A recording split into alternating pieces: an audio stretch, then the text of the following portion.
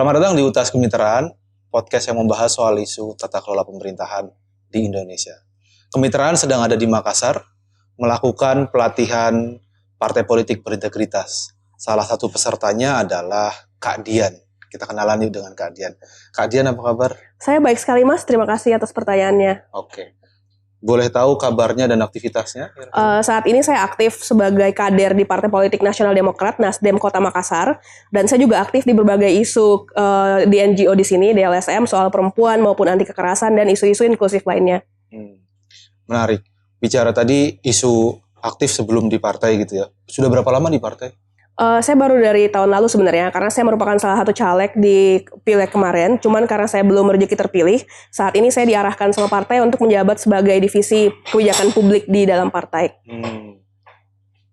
Bicara partai kan ada banyak sekali isu ya. Misalnya kayak ada pelabelan yang negatif dengan partai dan lain sebagainya. Pertanyaannya, Kak Dian kenapa mau masuk ke partai dan meninggalkan pekerjaan yang sebelumnya sudah settle mungkin? Ya benar, jadi sesungguhnya saya salah satu orang yang ingin mengubah negara ini ya.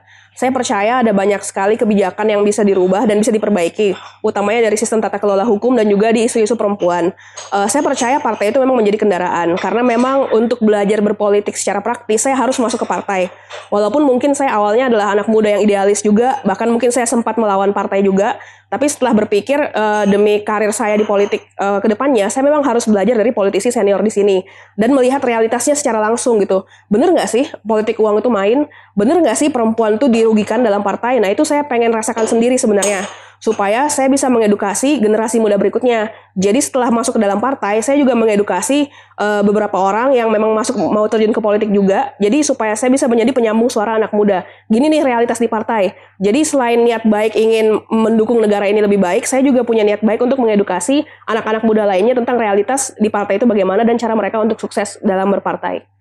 Setelah masuk, apakah realitas yang selama ini di luaran berkembang terbukti? Sebenarnya ada bukti baik, ada bukti negatif juga. Jadi kayak misalnya dalam partai saya sendiri di Nasdem, saya melihat mereka pernah pasang baliho tuh bahwa mereka tuh pro perempuan dan anti KDRT. Dan ini sesuai dengan isu yang saya kerjakan selama 10 tahun terakhir, yaitu pemberdayaan perempuan. Jadi saya merasa mungkin Nasdem ini bisa menerima masukan-masukan saya soal perempuan, apalagi juga pengembangan SOP anti kekerasan seksual di partai itu perlu dilakukan, dan saya berharap bisa menerapkan itu di partai-partai yang ada di sini, utamanya di Nasdem dulu. Terus untuk isu pemuda juga, Nasdem kan adalah salah satu partai yang berkomitmen tanpa mahar. Jadi saya bisa masuk karena awalnya saya tidak dimintai apa-apa sebagai caleg. Jadi kalau ada asumsi negatif tentang partai, sebenarnya partai tidak senegatif itu. Tapi kalau ditanya apakah label-label itu masih ada, mungkin masih banyak hal yang perlu kita perbaiki juga. Walaupun Nasdem di Sulsel juga cukup banyak positifnya, tapi masukan-masukan anak muda dan masukan-masukan kaum perempuan itu masih penting buat perkembangan Nasdem, dan saya percaya partai lain juga seperti itu gitu, masih butuh banyak masukan, utamanya dalam tata cara berorganisasi dan juga pelatihan-pelatihan untuk mengembangkan komunikasi ke masyarakat tuh masih sangat perlu diberikan kepada kadernya gitu sih sebenarnya. Perempuan dan orang muda, tadi Kak Dian menyebut itu ya. Benar sekali. Dan Kak Dian menjadi representasi kedua hal itu ya. Iya. Perempuan dan anak muda. Sebenarnya saya tidak membatasi juga. Cuman memang label yang melekat kepada saya adalah perempuan dan anak muda, karena saya aktif di LSM anak muda sejak 2009 dan di LSM perempuan itu sejak 2014. Ya, dua pihak ini kan mendapatkan stigma yang kurang baik di partai gitu, atau sebaliknya gitu. Baik. Mereka juga melihat partai itu tidak terlalu baik untuk dimasuki, terlibat di dalamnya gitu. Menurut Kak Dian, apa sih yang harus diperbaiki di dalam konteks misalnya bagaimana partai menjadikan perempuan dan orang muda ini sebagai bagian dari proses pembangunan partai dan kemudian Indonesia gitu? Ya, kalau saya sih pertama mungkin jangan melihat perempuan dan anak muda sebagai number saja ya, karena kami ini bukan adalah statistik yang hanya dimenangkan pada saat pemilu doang. Tapi perlu juga ada pendidikan karakter dan pendidikan moral bangsa, atau pendidikan berpartai yang benar-benar harus diinvestasikan kepada anak muda dan perempuan, baik internal maupun eksternal partai. Contohnya kalau keluar partai, mungkin visi-visi anti kekerasan dan pentingnya partisipasi politik perempuan itu perlu dikomunikasikan ke publik maupun kepada kader sendiri. Karena mungkin kader tuh masih banyak yang harus diedukasi tentang misalnya hukum anti kekerasan seksual sekarang atau situasi kekinian tentang kekerasan seksual itu masih perlu diedukasi kepada kader-kader partai perempuan. Karena dalam politik sendiri ada concern ya, anak muda maupun perempuan yang cenderung naik itu mereka sudah punya power seperti itu. Mereka sudah punya koneksi dan memang ini agak mempersulit perempuan-perempuan yang mau naik dari akar rumput. Nah, cita-cita saya sebenarnya perempuan dan anak muda yang berasal dari akar rumput juga bisa berpartai. Baik itu partai oposisi maupun partai-partai besar yang ada sekarang. Nah, ini mungkin perlu jadi pertimbangan untuk semua partai menurut saya, bukan hanya partai terkhusus karena perempuan di akar rumput, anak muda akar rumput tuh mengetahui isu-isu sentral yang ada di masyarakat bawah yang bukan hanya berasal dari oligarki. Jadi memang keseimbangan tuh perlu ada gitu. Memang perempuan yang ada di power tuh perlu ada karena mereka perlu membuka jalan. Tapi kemudian untuk kedepannya perlu lebih banyak lagi kesempatan bagi perempuan-perempuan yang punya gagasan gitu. Jadi ini bukan lagi hanya soal uang, popularitas dan juga hal-hal yang kemudian menjadi matriks umum, tapi perempuan yang memang mau mengubah negara ini, nah itu bisa dididik oleh partai dan bisa diberikan jalan oleh partai untuk maju, apakah sebagai caleg dan sebagai calon-calon di pilkada. Nah itu saya merasa saya diberikan kesempatan oleh partai dan saya diberikan nomor urut 2 juga walaupun saya adalah seorang newcomer, dan saya rasa ini karena partai saya percaya saya bisa membawa perubahan yang saya inginkan dan seiring dengan visi misi partai juga seperti itu. Ya. Kalau Kak Dian kan punya background yang cukup kuat di isu ya sebelum masuk ke partai. Sebenarnya seberapa kuat sih Kak Dian orang-orang muda dan perempuan itu masuk ke partai terus kemudian bisa menjadi penyeimbang para dalam tanda kutip oligark gitu yang sudah berada di partai gitu? Sebenarnya yang penting itu masyarakatnya dulu sih, karena kalau masyarakatnya berubah, mau partai, mau iklan itu semua akan ngikut. Karena begitu misalnya massa menganggap climate change itu penting, maka pemerintah, partai, dan media massa juga akan menganggap itu penting. Bahkan korporat juga akan menganggap itu penting. Jadi kalau masyarakat mulai teredukasi dan menganggap partisipasi perempuan dan pemuda itu penting, partai, pemerintah, dan swasta itu juga akan ikut sendiri.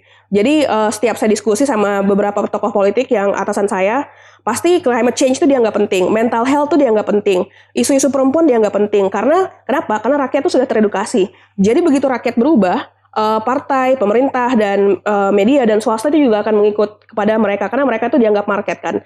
Cuman cita-cita saya jangan sampai mereka itu hanya jadi market doang, tapi memang harus ada perjuangan kebijakan publik yang sesuai dengan isu-isu ini, isu-isu millennials dan Gen Z gitu, seperti climate change, mental health, isu perempuan, gender, dan inklusivitas dan disabilitas. Ini semua harus diperjuangkan secara serius oleh orang-orang dalam partai, bukan hanya sebagai gimmick.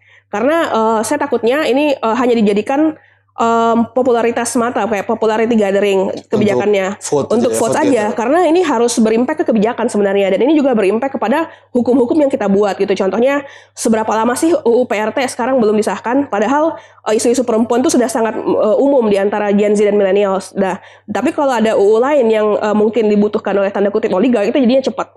Nah, ini membuktikan komitmen pemerintah kita dan juga para caleg yang terpilih itu sendiri terhadap perubahan sosial apa yang ingin kita ciptakan. Nah, makanya kita itu harus berubah bersama gitu. Rakyatnya, partainya, pemerintahnya, media sosialnya, dan partai itu menjadi media utama nih untuk pendidikan politik. Jadi kalau isu-isu milenial tadi itu masuk ke dalam pendidikan politik partai, maka kadernya akan berubah. Dan saya rasa pendidikan kader itu juga kunci untuk bisa menciptakan Indonesia yang lebih ideal gitu, yang mana siap kita berikan kepada generasi berikutnya gitu, tanpa masalah climate change, gender, dan lain-lain seperti itu. Tapi memang faktanya kalau kita lihat di pemilu lalu aja ya 2024 gitu Februari. Kan isu-isu yang kemudian beredar di masyarakat itu belum dibawa oleh partai sebagai bagian dari isu prioritas gitu ya. Isu perubahan iklim, isu gender, isu KDRT dan lain sebagainya. Undang-undang PRT itu udah belasan tahun. Ya, betul sekali. Undang-undang masyarakat adat juga belasan tahun gitu ya. Jadi kayak sudah lama banget isu ini sudah menjadi perhatian publik, tapi partai tidak menyambut nih. Berarti kan sebenarnya ada gap yang cukup lebar nih antara isu publik dan isu partai. Bisa jadi kalau partai tidak mau ngikutin isu publik, bisa jadi tidak terlalu relevan lagi nih partai. Nah, betul. Itu kan tantangan besar tuh buat partai. Menurut Kak Dian apa yang harus dilakukan? Kalau saya sih sebenarnya partainya harus melihat realitas dulu ya. Dan yang saya bilang tadi, belajar untuk melihat perempuan, anak, disabilitas, dan lain itu bukan cuma numbers, tapi real people. Mereka adalah real individual yang terkena dampak dari kebijakan yang diperjuangkan oleh partai ini. Dan ketika partai melihat itu, kita itu bukan pasar, tapi kita beneran individu yang membutuhkan kebijakan, saya berharap mereka berubah. Tapi tentunya ada sangat banyak caleg, ada sangat banyak kader, tapi semua kembali kepada siapa di atas, siapa oligarknya gitu. Jadi saya memang berharap ketua-ketua partai dan orang-orang yang sudah duduk di DPR itu semua memperjuangkan. Karena kita memang berubahnya itu pelan-pelan. Mungkin kalau perubahan besar yang kita incar itu agak sulit. Tapi kalau kita berubah pelan-pelan mulai dari pendidikan kader seperti yang dilakukan kemitraan, ini bisa berdampak positif kepada partai ke depannya. Tapi memang gap itu ada, dan itu mungkin gap yang tercipta karena masyarakat tuh sudah enggan berhubungan dengan politik karena stigma tadi. Makanya saya walaupun ada stigma, walaupun mungkin ada pandangan negatif terhadap partai, saya memberanikan diri untuk masuk dan berjuang di partai. Karena hal-hal yang saya perjuangkan seperti isu-isu mental health, anak muda, perempuan itu akan stuck di ranah NGO, akan stuck di ranah narasi dan akan di ranah perjuangan tanpa ada perubahan kebijakan atau tanpa ada perubahan anggaran ataupun undang-undang. Jadi dengan misalnya saya caleg kemarin, saya berusaha menjadi anggota DPRD kota, saya berusaha untuk meniadakan perkawinan anak di Makassar dan lain-lain karena saya merasa perubahan di level kebijakan dan perubahan di level anggaran dan juga hukum itu penting. Itu tujuan saya untuk mencalonkan diri kemarin walaupun memang belum rezeki saya untuk terpilih. Tapi sekarang jadi rezeki saya untuk bisa mengedukasi anak muda lainnya. Jadi saya melihat memang ada sisi positifnya kedua belah pihak, tapi memang itu tadi jadinya kita perlu ada perubahan persepsi bagi perempuan dan anak itu bukan hanya numbers tapi real people, dan juga memang perlu ada pendidikan politik di partai yang memang perubahan yang berasal dari atasan-atasan di partai gitu, bukan hanya pada kadernya, seperti itu kira-kira. Betul. Tadi kan dibicarakan keadilan, ada masyarakat dan ada partai gitu. Ya. Mulainya dari mana nih? Kalau bicara ini memulainya ini kan bagai perdebatan ayam dan telur gitu. Menurut keadilan yang sudah pernah menjadi civil society dan sekarang di partai, mana yang harus prioritas untuk berubah terlebih dahulu? Sebenarnya sulit dikatakan mana yang harus berubah dulu ya. Tapi yang saya lihat partai itu ngikut market sih. Jadi partai akan ikut apa yang civil society mau demi suara gitu. Itu kita secara pragmatis melihat seperti itu. Jadi kadang saya secara pragmatis, saya sangat mendukung diskursus yang ada di media sosial sekarang tentang mental health, iklim, dan perempuan. Karena memang itu akan dilihat sama partai. Dan itu akan memperbaiki partai pelan-pelan. Tapi sebenarnya partainya juga perlu berubah. Jadi sebenarnya jawabannya dua-duanya. Karena misalnya nih, ketika partai berhenti membiasakan politik uang, maka politik uang akan berhenti secara keseluruhan. Jadi memang ini perlu kerja kedua belah pihak gitu. Perlu kerja pimpinan-pimpinan dan thought leader di masyarakat tuh perlu mengedukasi rakyat, dan juga pemimpin-pemimpin di partai perlu mengedukasi partainya.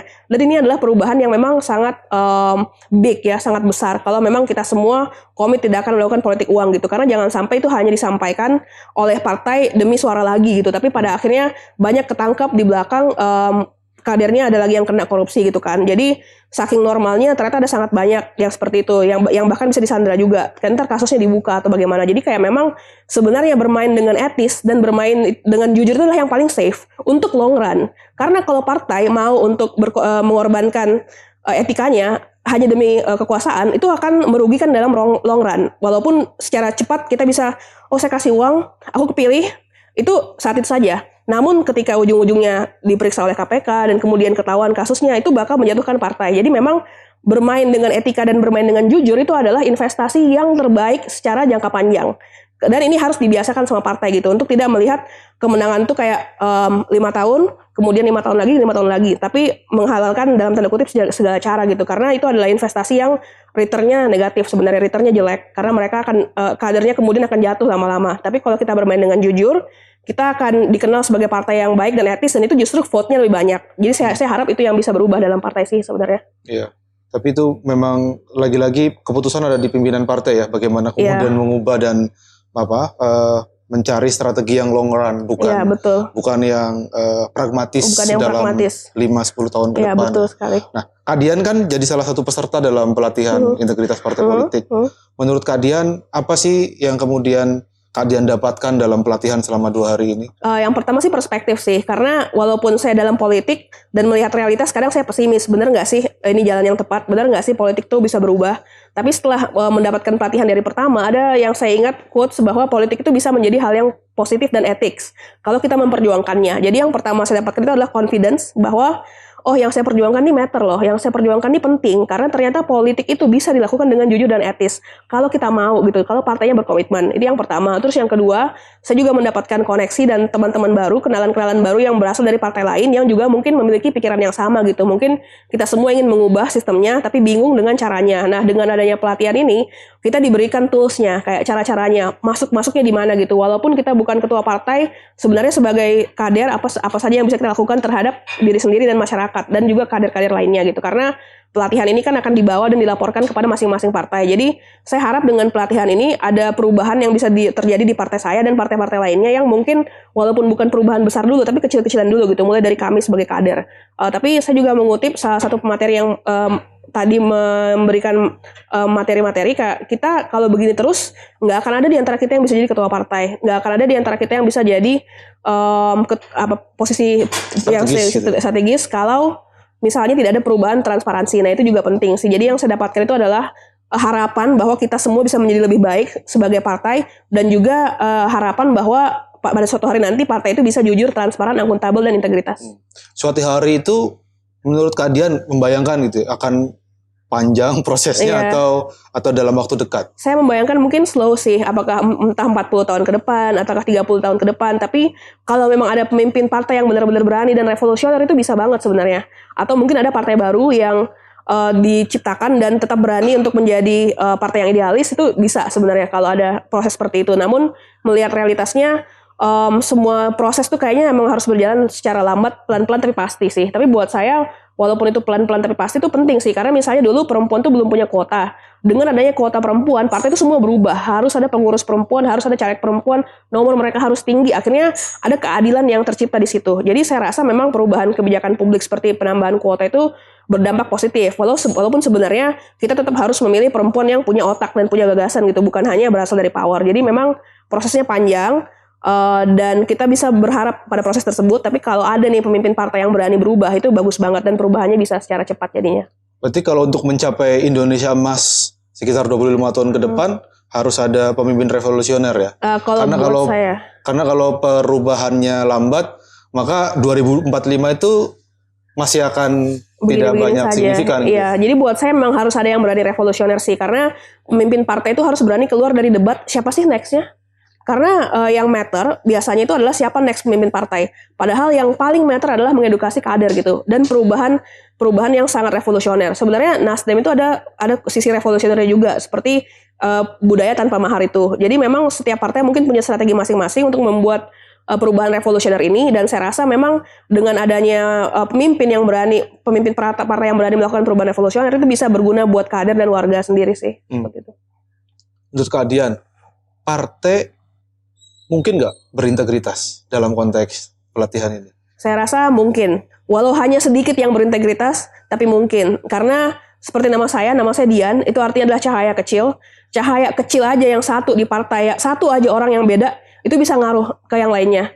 Jadi kalau memang ada karena racun bisa rusak susu sebelanga, sebenarnya karena sedikit harapan pun kita bisa menciptakan perubahan besar. Karena itu bisa mengalir di partai. Karena satu aja kader yang jujur ini bisa mempengaruhi kader lainnya untuk ikutan jujur. Dan lama-lama budayanya itu terbangun. Makanya walaupun banyak yang skeptis sama partai atau mungkin skeptis sama pelatihan seperti ini, saya percaya sebenarnya. Karena dengan dikumpulkannya nih masing-masing 3 orang perwakilan partai dari kota dan kabupaten untuk mengubah dan berpolitik etis, teman-teman kemitraan kemana-mana ya, ke provinsi lain juga, ini memang perubahan kecil yang kita sasar. Karena seperti kita menebar benih ya, kita nggak tahu yang mana yang tumbuh. Jadi kalau kita memang mengedukasi kader, walaupun satu aja kader yang jujur, itu menurut saya udah bisa berarti buat partainya. Karena kader tersebut bisa menjadi contoh, kader tersebut bisa merubah aturan, dan siapa yang tahu kader tersebut bisa menjadi ketua partai di masa depan atau menjadi calon di pilkada dan pileg. Nah begitu mereka sudah pegang integritas itu, ini bisa jadinya. Walaupun bahkan mungkin di negara-negara seperti Amerika dan Eropa Barat, integritas tuh kadang masih juga dipertanyakan, tapi Indonesia itu bisa membaik kalau ada harapan tersebut, walaupun harapan tersebut tuh kecil. Ya. Saya melihat Kak Dian kan jadi salah satu peserta yang sangat aktif di dalam pelatihan ini gitu, dan membuktikan ternyata dari namanya Kak Dian menjadi menjadi penerang sedikit di dalam peserta ini. Nah kalau bicara konteks kontribusi Kak Dian di partai, apa sih yang kemudian berubah pandangan Partai Nasdem di Sulawesi Selatan atau di Kak Dian bergabung gitu? Selama Kak Dian bergabung? Saya rasa yang pertama, calon lain pada kaget begitu saya dapat nomor urut 2. Karena mereka mungkin berpikir, oh ini perempuan belum punya nama ya, siapa gitu. Padahal saya sebelumnya sudah punya tanpa modal juga. Siapa sih, kenapa bisa mendapat nomor urut 2? Itu karena partai percaya sama saya dan percaya bahwa sebagai perempuan saya bisa memimpin perubahan mewakili Partai Nasdem. Terus saya juga mendapatkan dapil yang lumayan dapil Strategis. neraka strategis, dapil 1 itu adalah tengah kota. Jadi partai percaya bahwa saya bisa mengedukasi warga di sana gitu, walaupun memang tanpa modal, dan saya merupakan salah satu yang modalnya paling sedikit juga di partai. Jadi ternyata partai melihat track record saya di waktu saya sebagai mahasiswa, bagaimana saya menjadi aktivis mahasiswa, dan juga bagaimana saya menjadi aktivis perempuan. Ternyata partai itu melihat hal-hal tersebut. Karena awalnya saya skeptis juga, ini saya bakal dapat nomor urut bontot nih karena aku nama baru nih. Ternyata pas pengumuman nomor urut saya dikasih nomor urut 2 gitu. Jadi sebenarnya apakah partai senegatif itu? Sebenarnya tidak gitu. Karena mereka juga memberikan kesempatan pada orang yang mereka anggap punya potensi. Salah satunya penunjukan saya untuk ikut di kegiatan ini juga saya lihat artinya partai punya harapan pada saya gitu untuk bisa mengedukasi kandidat-kandidat lain, apalagi perempuan-perempuan lain gitu soal ilmu-ilmu yang saya dapatkan di sini. Saya rasa itu juga partai sudah pikirkan karena dari awal memang tidak ada yang menduga kalau saya bakal dapat nomor urut 2 di salah satu dapil strategis karena saya bukan orang yang punya nama besar di antara kalangan politisi. Namun dengan diberikannya itu berarti partai tidak melulu negatif gitu. Oke lah mereka kasih kursi ke power, oke mereka kasih kursi ke woman in power. Tapi ternyata mereka juga memberikan kesempatan kepada saya yang selama ini bekerja di akar rumput. Jadi memang ada nih perubahan di partai. Mungkin ada stigma negatif terhadap semua partai, tapi begitu masuk partai tidak senegatif itu. Jadi saya merasa kita harus punya pandangan yang balance terhadap partai. Seperti itu sih kira-kira. Ya, oke. Terakhir Kak Dian, apa harapan Kak Dian dalam konteks politik di Indonesia, terutama dalam konteks perempuan dan orang muda di politik dan demokrasi di Indonesia? Sebenarnya saya berharap banyak anak muda yang berani terjun sih, karena dalam tokoh-tokoh dunia juga sudah ada Emmanuel Macron yang menjadi presiden di usia yang sangat muda. Ada Alexandria Ocasio-Cortez juga, dia merupakan caleg di Amerika yang juga sangat muda, yang sudah lulus juga menjadi perwakilan distriknya. Karena anak muda itu punya gagasan. Walaupun mungkin saya sadar anak muda pasti punya keraguan karena apakah kondisi finansial dia, apakah ini reputasi dia untuk karirnya nanti bisa berubah. Tapi saya rasa anak muda itu perlu turun untuk mengubah partai tersebut secara langsung. Jadi kedua belah pihak nih, partainya berubah karena adanya anak muda dengan gagasan, dan anak mudanya juga berubah karena terwakili oleh kemampuan politik praktis. Karena berpolitik tanpa bantuan senior-senior yang memberikan contoh politik praktis yang etis itu juga agak sulit karena memang anak muda mungkin sudah aktif di pergerakan, teman-teman perempuan juga sudah aktif di pergerakan, cuman untuk pendidikan politik praktis tuh cara terbaik belajar itu adalah turun langsung. Makanya saya memang selalu mengatakan kepada teman-teman anak muda, kalau memang mau harus berani dulu. Tapi kalau memang belum punya uang, studi dulu lah, belajar dulu dengan cara-cara lain. Misalnya dengan menjadi relawan atau menjadi KPPS. Karena saya juga dulu awalnya bermula dari anggota yang mengawasi pemilu di RT RW saya gitu. Saya jadi anggota LSM yang mengadakan membantu penghitungan suara. Jadi saya mulai dari situ. Lama-lama saya jadi caleg gitu. Jadi kalau memang ingin terlibat politik praktis dan kebijakan publik, harus mengedukasi diri dengan isu-isu yang menjadi isu sentral teman-teman, dan juga keberanian sih untuk berani turun, karena turun dulu gitu. Jangan pesimis dulu, karena waktu saya awal masuk juga pesimis. Apa nih, saya anak muda nggak ada apa-apanya, tapi ternyata dikasih nomor urut 2 di dapil yang strategis. Jadi kita tuh nggak pernah tahu pertimbangan partai seperti apa. Jangan-jangan partai ternyata itu menghargai kita gitu, tidak hanya menganggap kita itu sebagai numbers doang. Seperti itu sih. Oke. Jadi kalau kita sebagai orang muda dan perempuan bukan keluarga elit dan bukan keluarga pengurus partai, kita harus mulai dari nol ya, dari bawah ya. Iya, benar. Berproses gitu ya. Benar, karena saya benar-benar juga nggak tahu apa-apa awalnya. Saya memberanikan diri karena saya melihat politisi di Jepang juga, dia kalau dia memberikan orasi itu di pinggir jalan hanya sendiri, nggak ada yang nonton. Jadi saya juga beranikan diri seperti itu gitu. Saya sendirian bagi-bagi pamflet, menjelaskan visi misi saya turun ke dapil saya juga. Berusaha mengedukasi mereka soal perempuan dan anak, karena memang di dapil saya itu pernikahan anak tuh ada, kayak anak usia SMP yang sudah menikah itu ada, dan bahkan tuh di kota dan masih ada. Jadi saya sangat concern terhadap isu tersebut. Saya benar-benar turun dan mencoba untuk mengedukasi rakyat walaupun tanpa uang. Saya coba dulu aja dengan keberanian itu, karena itu juga dihargai sama partai ternyata. Karena kalau nggak dihargai, saya nggak mungkin dapat nomor urut 2 di dapil tersebut. Jadi memang anak muda itu harus berani dulu, punya nyali, punya gagasan. Insya Allah partai juga akan berubah karena keberadaan anak muda tersebut di partai tersebut. Seperti itu sih. Oke, terima kasih Kak Dian. Senang sudah bisa ngobrol dengan Kak Dian. Oke, sama-sama. Oke, teman-teman, demikian kita ngobrol dengan Kak Dian. Jadi anak muda, kita tunggu kontribusinya dan keterlibatannya di partai politik serta demokrasi di Indonesia, agar demokrasi Indonesia lebih baik lagi. Terima kasih, sampai ketemu di UTAS Kemitraan selanjutnya. Thank you. Terima kasih Mas.